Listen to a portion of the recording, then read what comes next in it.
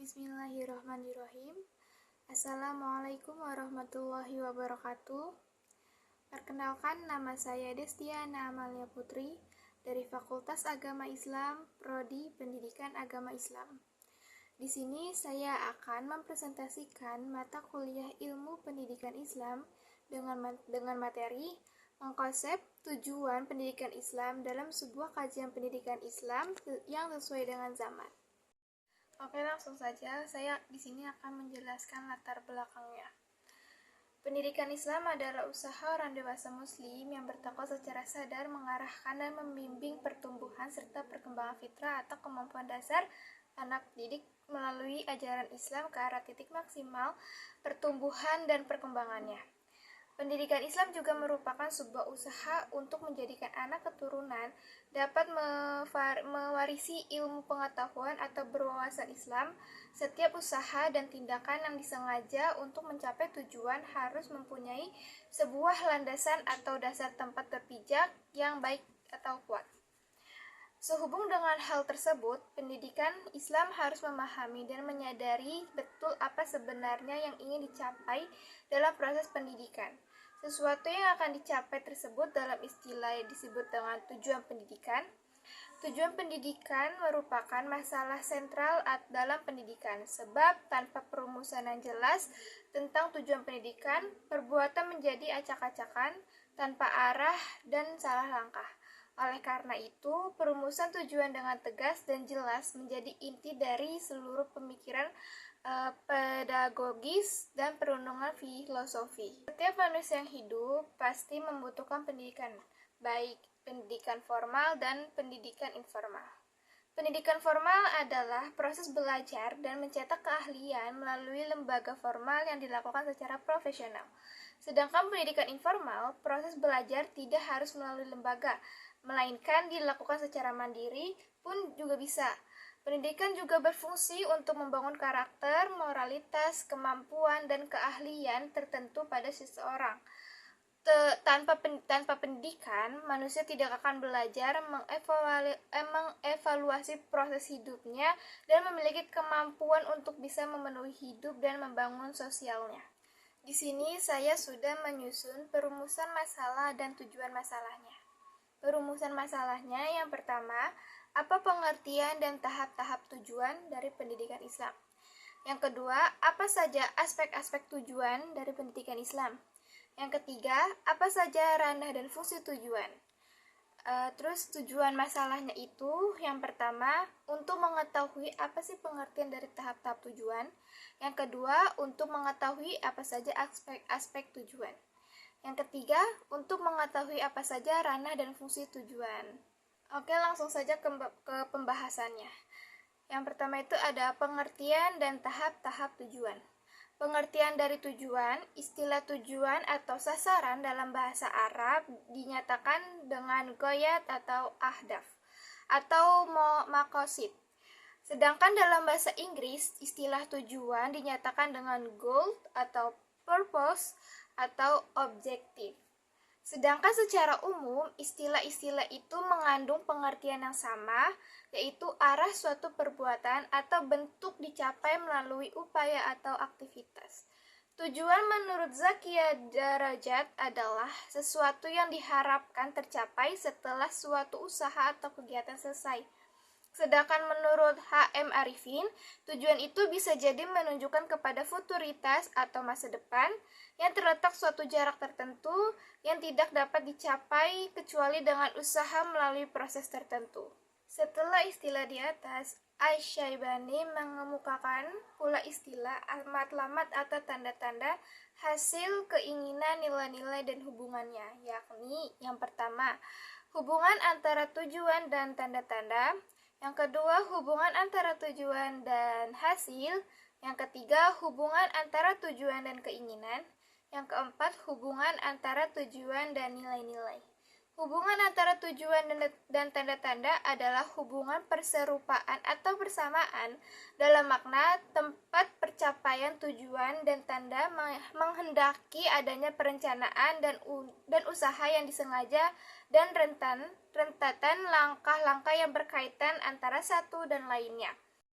Selanjutnya, istilah dari hubungan antara tujuan dan hasil, yaitu akhir dari suatu usaha yang disengaja, teratur, dan tersusun, maka hasilnya tidaklah merupakan penghabisan yang pasti dan serentatan langkah-langkah yang berkaitan dengan satu sama lain.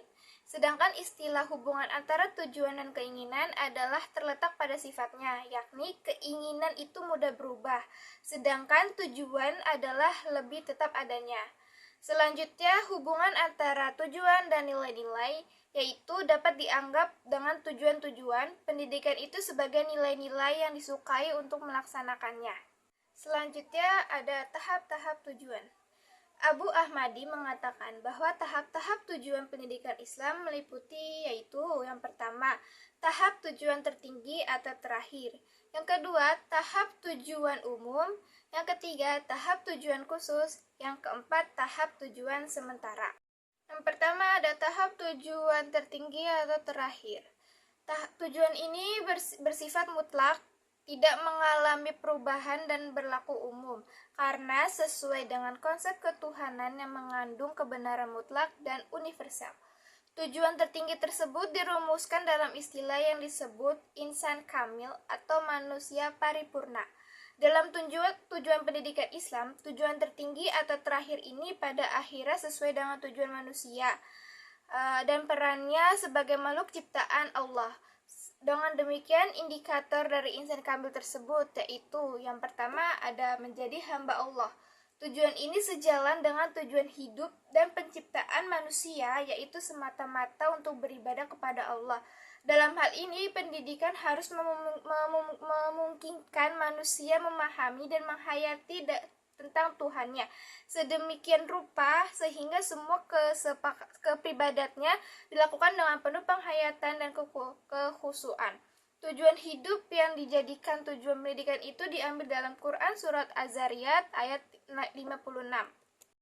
Yang artinya, dan aku, Allah tidak menjadikan jin dan manusia melainkan untuk menyembahku.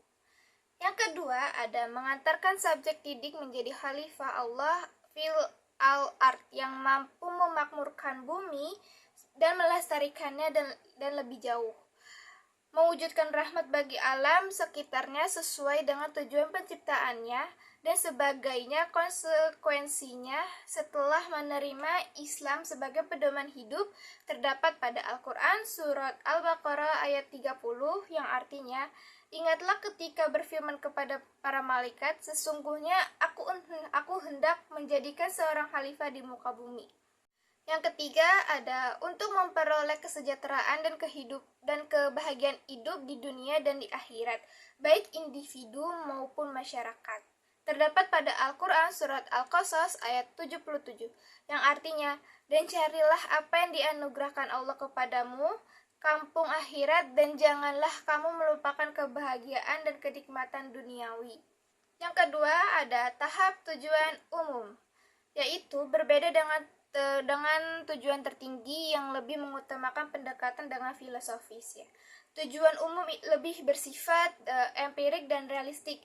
Tujuan umum berfungsi sebagai arah yang taraf, pencapaiannya dapat diukur karena menyangkut perubahan sikap, perilaku, dan kepribadiannya. Sementara itu, para ahli pendidikan Islam merumuskan pula tujuan umum pendidikan Islam ini, diantaranya menurut Al-Abrashi menyimpulkan 5 tujuan umum bagi pendidikan Islam, yaitu yang pertama, untuk mengadakan pembentukan akhlak yang mulia.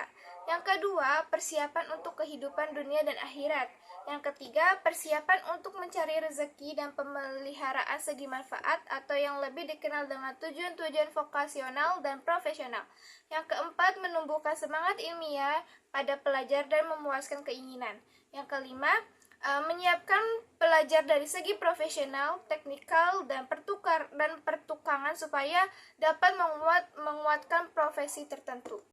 Selanjutnya, menurut Nahlawi, menunjukkan 4 tujuan umum dalam pendidikan Islam, yaitu yang pertama, pendidikan akal dan persiapan pikiran.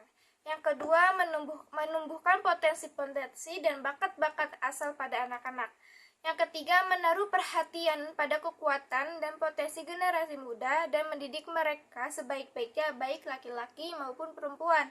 Yang keempat, berusaha untuk menyumbangkan segala potensi-potensi dan bakat-bakat manusia. Selanjutnya, yang ketiga ada tahap tujuan khusus.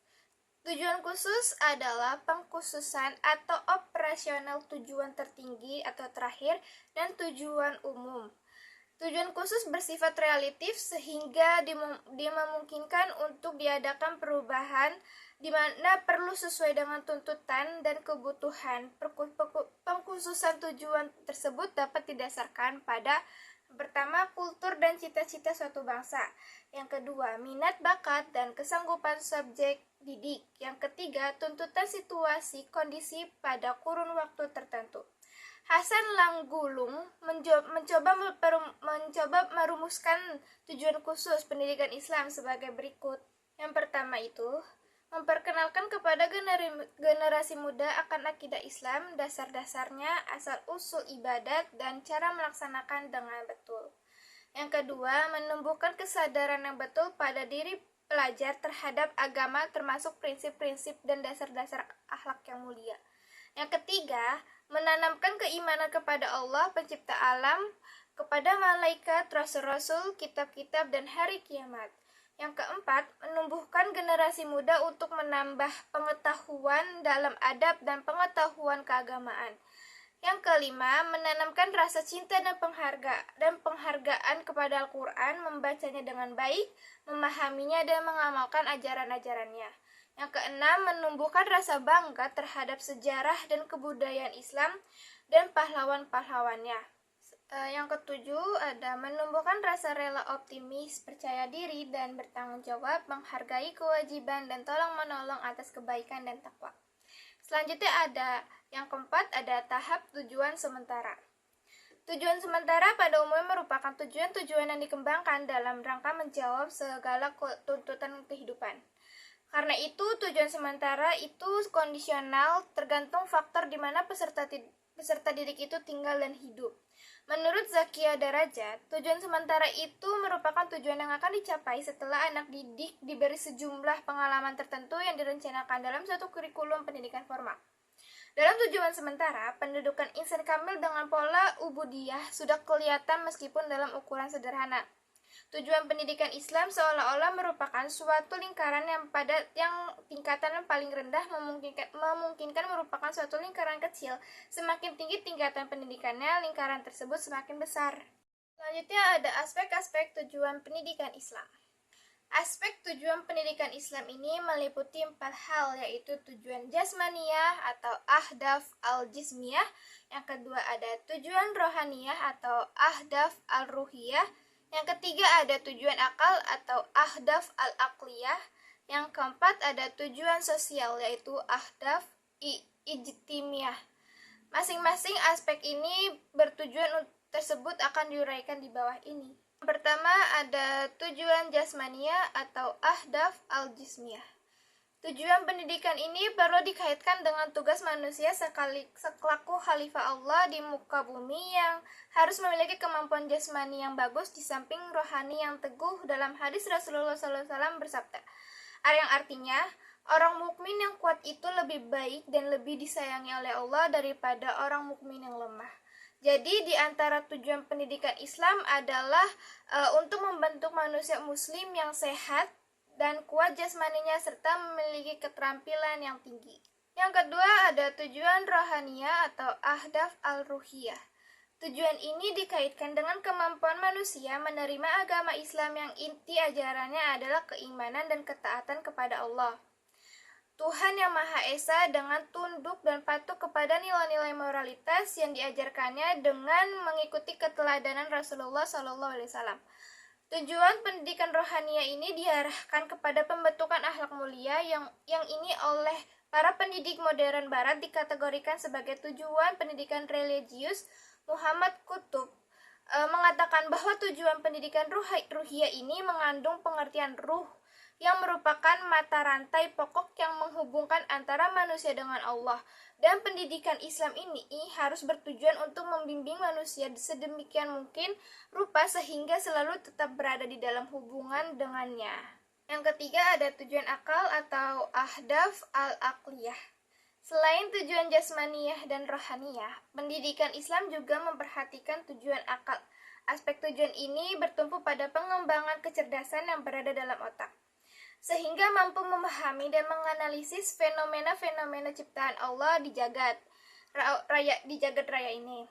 Kemudian melalui panca indera, manusia dapat dididik untuk menggunakan akal kecerdasannya untuk meneliti, menganalisis keajaiban ciptaan Allah di alam semesta yang berisi khazanah ilmu pengetahuan yang menjadi bahan pokok pemikiran yang analitis. Yang keempat ada tujuan sosial, yaitu ahdaf al-ijtimiyah. Tujuan sosial ini merupakan pembentukan kepribadian utuh, di mana identitas individu di sini sebagai manusia yang hidup pada masyarakat yang plural atau majemuk. Tujuan pendidikan sosial ini penting, artinya karena manusia sebagai khalifah Tuhan di bumi seyoknya mempunyai kepribadian utama dan seimbang. Individu merupakan bagian integral yang anggotanya di dalam masyarakat atau keluarga atau sebagai anggota keluarga dan pada waktu yang sama sebagai anggota masyarakat, kesesuaiannya dengan cita-cita sosial diperoleh dan individu-individu. Oke, selanjutnya di pembahasan terakhir ada ranah dan fungsi tujuan pendidikan Islam.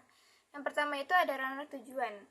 Ranah tujuan yang meliputi dengan domain kognitif, efektif, dan psikomotor terkenal pada tahun 1965. Secara umum, Nana Sajana mencantumkan rangkuman tujuan-tujuan tersebut untuk tiap-tiap bidang atau domain. Berdasarkan pendapat di atas, dirumuskan domain atau ranah tujuan pendidikan Islam itu meliputi yang pertama ranah kognitif atau al-majal al-ma'rifi yang menurut Bloom dan kawan-kawannya meliputi pengetahuan, pemahaman, penerapan, analisis, sintesis, dan evaluasi. Yang kedua ada ranah efektif atau al-majal al-infiali. Menurut taksonomi Cradwell, Bloom, dan kawan-kawannya meliputi penerimaan, partisipasi, penilaian, organisasi, dan pembentukan pola hidup. Yang ketiga ada ranah psikomotor atau al-majal al-nafsi al-haraki, yang menurut klasifikasi Simpons meliputi persepsi, persiapan, gerakan terbimbing, gerakan yang terbiasa, gerakan yang kompleks, penyesuaian, dan kreativitas. Ranah tujuan pendidikan Islam sebenarnya lebih luas lagi dari ranah di atas, juga meliputi ranah konatif dan performance. Konatif berhubungan dengan motivasi atau dorongan dari dalam atau disebut niat sebagai titik tolak untuk melakukan sesuatu.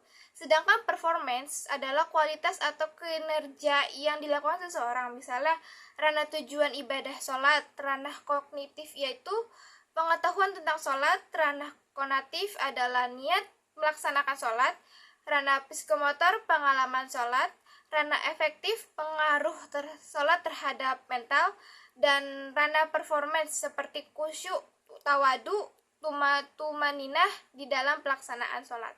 Selanjutnya ada fungsi tujuan.